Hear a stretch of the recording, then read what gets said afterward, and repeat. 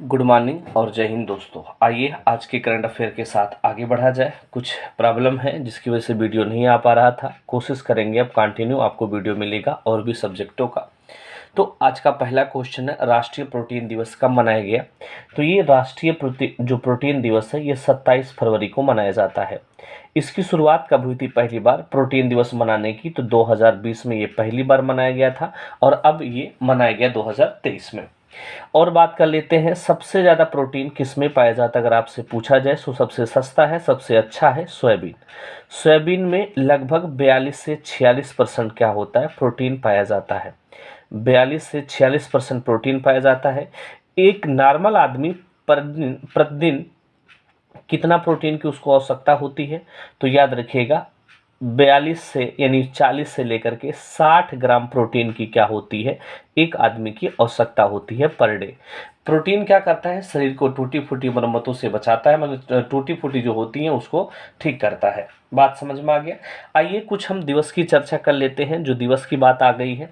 तो दिवस की बात करें, 2 फरवरी को हम क्या मनाते हैं? विश्व आर्द्र भूमि दिवस मनाते हैं। विश्व आर्द्र भूमि दिवस 2 फरवरी को मनाते हैं। और अगर आपसे बात करें 4 फरवरी को क्या मनाते हैं? 4 फरवरी को विश्व कैंसर दिवस मनाया जाता है। और बात करें 4 फरवरी के बाद 10 फरवरी को क्या मनाते हैं? विश्व दलहन दिवस मनाते हैं। विश्व दलहन दिवस 10 फरवरी को मनाया जाता है। 13 फरवरी को क्या मनाया जाता है? राष्ट्रीय महिला दिवस। राष्ट्रीय महिला दिवस 13 फरवरी को मनाया जाता है। और बात कर लेते हैं 13 फरवरी के बाद 19 फरवरी को क्या मनाते हैं? तो 19 फरवरी को मृदा स्वास्थ्य कार्ड दिवस, मृदा स्वास्थ्य कार्ड दिवस मनाते हैं ये 19 फरवरी को। और बात कर लेते हैं 21 फरवरी को क्या मनाते हैं? 21 फरवरी को मनाते हैं इंटरनेशनल मातृभाषा दिवस। मातृभाषा दिवस कब मनाया जाता है? 21 फरवरी को। और 27 फरवरी को क्या मनाते हैं? राष्ट्रीय प्रोटीन दिवस। तो ये रहा आज का हमारा पहला क्वेश्चन। आइए आज के दूसरे क्वेश्चन की ओर बढ़ते हैं।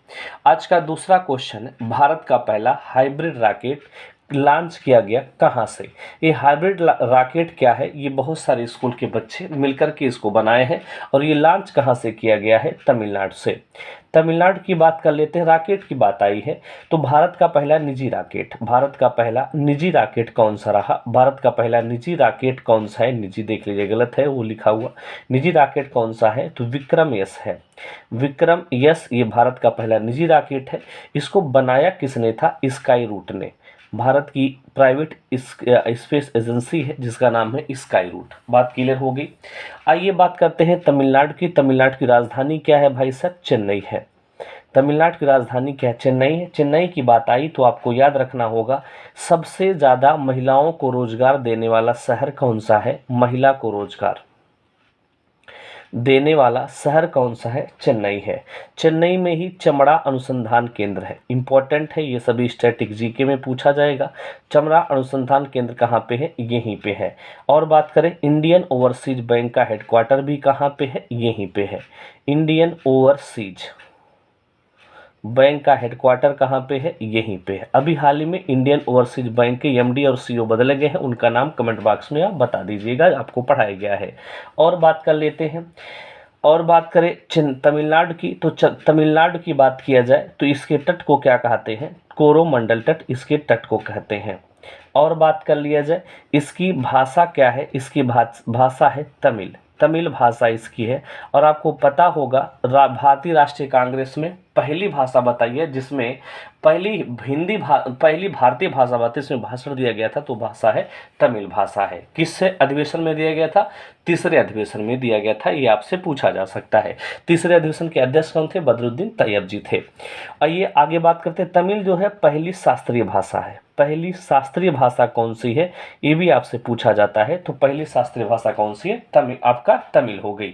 यहाँ के मुख्यमंत्री कौन है? एम के स्टालिन यहाँ के क्या है? मुख्यमंत्री हैं। और यहाँ के राज्यपाल कौन है? आर्यन रवि यहाँ के क्या है? राज्यपाल हैं। ये 2 बातें भी आपको याद रखनी है। आइए हम अगले क्वेश्चन की ओर बढ़ते हैं। हमारा अगला क्वेश्चन, फिक्की के महासचिव कौन बने? तो फिक्की के महासचिव तो पढ़ेंगे ही, पहले फिक्की का फुल फॉर्म देख लीजिए, federation of Indian chamber of commerce industry, फिर से सुनिएगा, federation of Indian chambers of commerce and industry, ये इसका फुल फॉर्म होता है। इसकी स्थापना कब हुई थी? 1927 में। हेडक्वार्टर कहाँ पे है? नई दिल्ली में है। आइए बात कर लेते हैं। और इसके वर्तमान में जो महासचिव बन गए हैं, ये कौन बने हैं भाई साहब? शैलेश पाठक बने हैं। वर्तमान में इसके जो सचिव हैं वो हैं शैलेश पाठक। ये पूछा जा सकता है, इंपॉर्टेंट क्वेश्चन है। आइए आगे बढ़ते हैं, अगले क्वेश्चन की चर्चा करते हैं। अगला क्वेश्चन है, सीनियर महिला राष्ट्रीय हॉकी चैंपियनशिप 2023 का खिताब किसने जीता? तो सीनियर महिला हॉकी चैंपियनशिप 2023 का खिताब मध्य प्रदेश ने जीता है। किसको हरा करके जीता है? महाराष्ट्र को हरा करके। तो ये दूसरे पे आए और ये मध्य प्रदेश के आगे पहले पे आ गए। कहाँ पे ये मैच हुआ है? कहाँ पे हुआ है? तो याद रखिएगा, आंध्र प्रदेश के काकीनाडा में हुआ है। कहाँ? आंध्र प्रदेश के काकीनाडा में हुआ है, याद रखिएगा। कौन सा संस्करण था? 13वां संस्करण ये क्या हुआ है? संपन्न हुआ है। आइए आगे बढ़ते हैं, कुछ और हॉकी की चर्चा करते हैं। अभी आपको पता होगा मेंस हॉकी भी संपन्न हुआ है। Men's hockey world cup, men's hockey world cup 2023 भी संपन्न हुआ है। कौन सा संस्करण था? 15वां संस्करण था। कौन जीता है? जर्मनी जीता है। किसको हरा करके जीता है? बेल्जियम को हरा करके ये जीता है। इसका आपको अलग से वीडियो दे दिया गया है, आप उसको जरूर देखिएगा। आगे बात करते हैं, नेशनल आइस हॉकी चैंपियनशिप भी अभी हुआ है। नेशनल आइस हॉकी चैंपियनशिप भी हुआ है। तो ये किसने जीता है? आईटीबीपी ने जीता है। आईटीबीपी ने जीता है। ये कहाँ पे हुआ था? लेह लद्दाख में हुआ था। और मेंस हॉकी वर्ल्ड कप कहाँ पे हुआ है? उड़ीसा राउरकेला में हुआ था। ये भी आपको याद रखना है। और बात कर लेते हैं, आगे क्वेश्चन की चर्चा करते हैं। जी हाँ, हमारा अगला क्वेश्चन क्या है?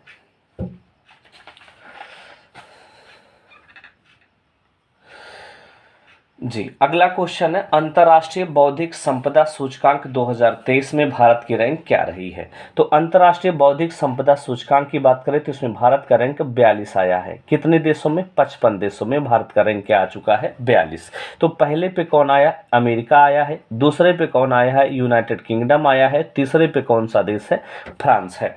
अगर आपसे बात करें अंतर्राष्ट्रीय बौद्धिक संपदा सूचकांक को जारी कौन करता है, इसका जारीकर्ता कौन है? तो यूएस चैम्बर ऑफ कॉमर्स है। यूएस चैम्बर्स ऑफ कॉमर्स इसे क्या करता है? जारी करता है।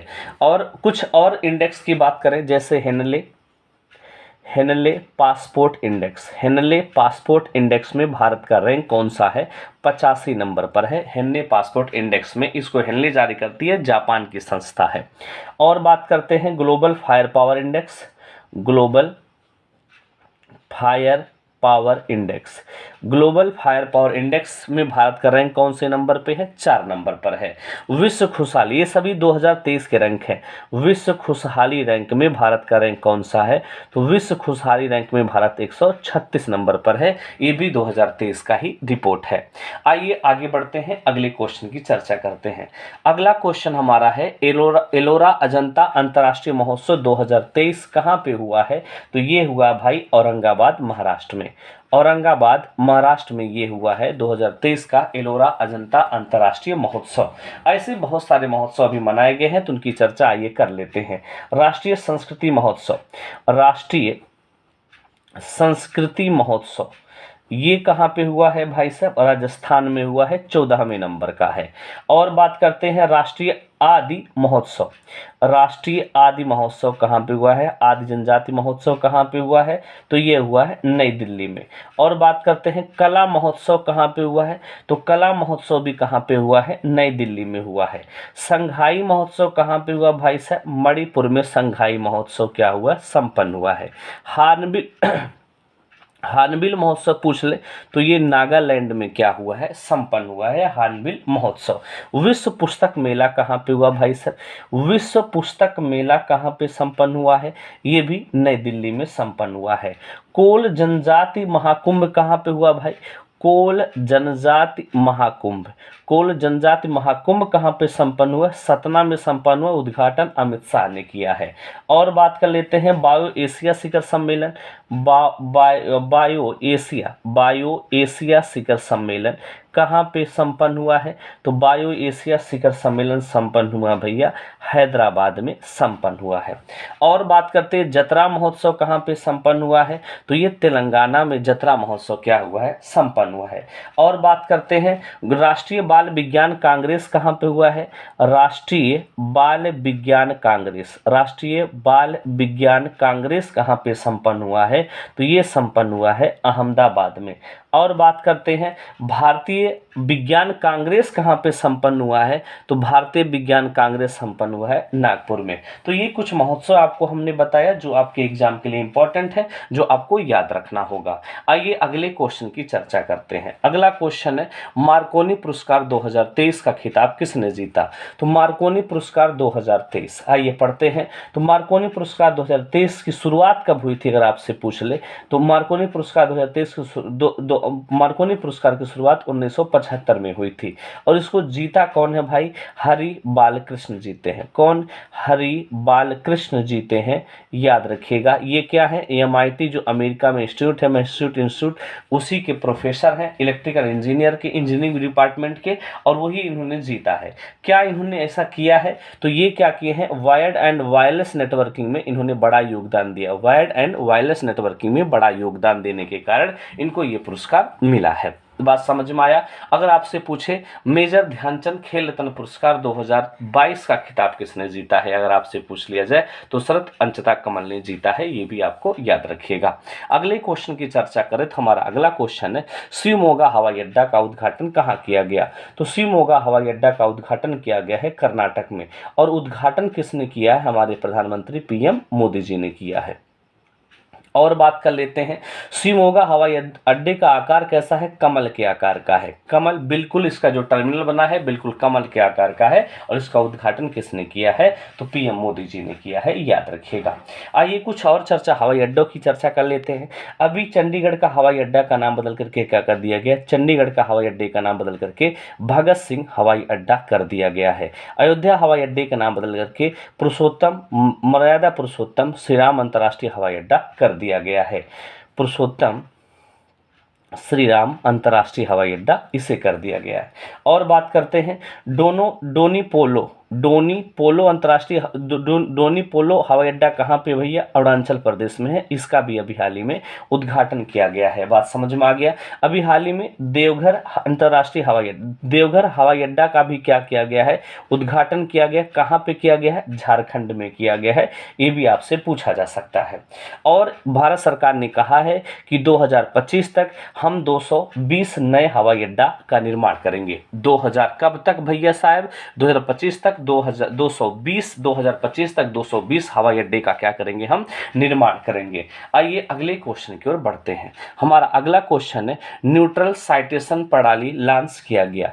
न्यूट्रल साइटेशन प्रणाली को लॉन्च किया गया। तो ये क्या है? ये पहले क्या होता था, जैसे मान लीजिए कोई भी हाई कोर्ट, जो सुप्रीम कोर्ट है, अपना निर्णय दे देती है, जब उसे हाई कोर्ट अपने स्तर से देखता है तो उसका नंबर जो है बदल देता है। लेकिन अब इन्होंने सुप्रीम कोर्ट ने कहा वो नंबर नहीं बदला जाएगा, सेम एक ही नंबर से, मतलब सुप्रीम कोर्ट के निर्णय को एक समान पैटर्न तय करना, यही है न्यूट्रल साइटेशन प्रणाली। तो किसने लॉन्च किया? सुप्रीम कोर्ट के मुख्य न्यायाधीश, नाम है DY चंद्रचूड़। DY चंद्रचूड़ जो हैं ये हमारे मुख्य न्यायाधीश हैं 50वें नंबर के। इन्होंने इसे क्या किया है? लॉन्च किया है। अगर आपसे बात करते हैं सुप्रीम कोर्ट की स्थापना कब हुई थी, तो 26 जनवरी 1950 को हमारे सुप्रीम कोर्ट की स्थापना होती है। और इसकी पहली बैठक होती है भाई साहब 28 जनवरी 1950। इसकी पहली बैठक होती है 28 जनवरी 1950 को। बात समझ में आ गया? आइए आगे बढ़ते हैं, कुछ और चर्चा करते हैं। नहीं, इतना काफ़ी है आज के करंट अफेयर में। वीडियो पसंद आए तो प्लीज़ लाइक शेयर सब्सक्राइब कीजिएगा। थैंक यू, धन्यवाद दोस्तों।